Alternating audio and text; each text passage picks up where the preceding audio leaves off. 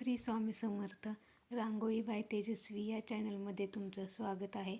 तर आजच्या या व्हिडिओमध्ये मी तुम्हाला दाखवणार आहे की नवीन बॉटलमधून रांगोळी का पडत नाही ते. तर चला बघूया. आता मी नवीन पॅकेटमधून रांगोळी घेतलेली आहे. तर या बॉटलमध्ये आता आपण ती रांगोळी भरणार आहोत. तर कशी भरायची चला बघूया. हा असा जाडसर कागद किंवा पेपर पण तुम्ही घेऊ शकता.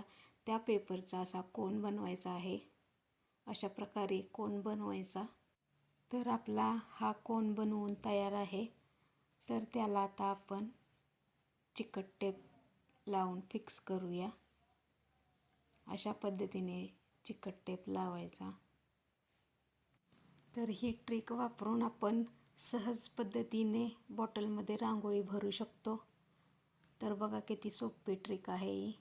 तर बघा मी किती सोप्या पद्धतीने रांगोळी बॉटलमध्ये भरलेली आहे. तर व्हिडिओ स्किप करू नका, नाहीतर तुम्हाला कळणारच नाही की मी कोणती ट्रिक वापरली आहे.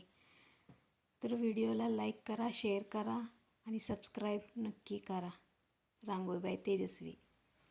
अरे रांगोळी पडतच नाही. आता काय करायचं? मला वाटतं तुमचंही असंच होत असेल ना, पण का? तर चला बघूया. तर ही रांगोळी आता आपण चाळून घ्यायची आहे. तर एक आहे तारेची चाळणी आणि एक आहे कापडाची.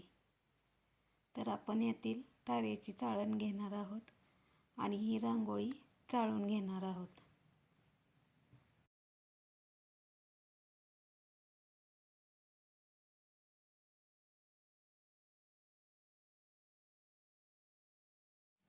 तर ही रांगोळी आता आपली चाळून झालेली आहे. हे बघा किती मोठे मोठे कण रांगोळीतील पडलेले आहे. रांगोळी चाळून पण काही होणार नाही. आणखीन एक छोटीशी ट्रिक आहे, तीही तुम्ही वापरू शकता. तर आता मी इथे एक टूथपिक घेतलेली आहे. त्याने थोडेसे होल त्याचे आपण मोठे करूया आणि आता बघा फरक. रांगोळी सहज पडते. तर अशा प्रकारे तुम्ही रांगोळीचे कलरसुद्धा चाळून घेऊ शकता. तर ही ट्रिक वापरून तुम्ही रांगोळी काढण्यासाठी बॉटल्स वापरू शकता.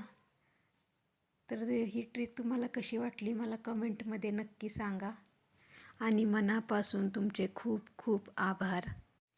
व्हिडिओ आवडला असेल तर कमेंटमध्ये नक्की सांगा आणि लाईक, शेअर, सबस्क्राईब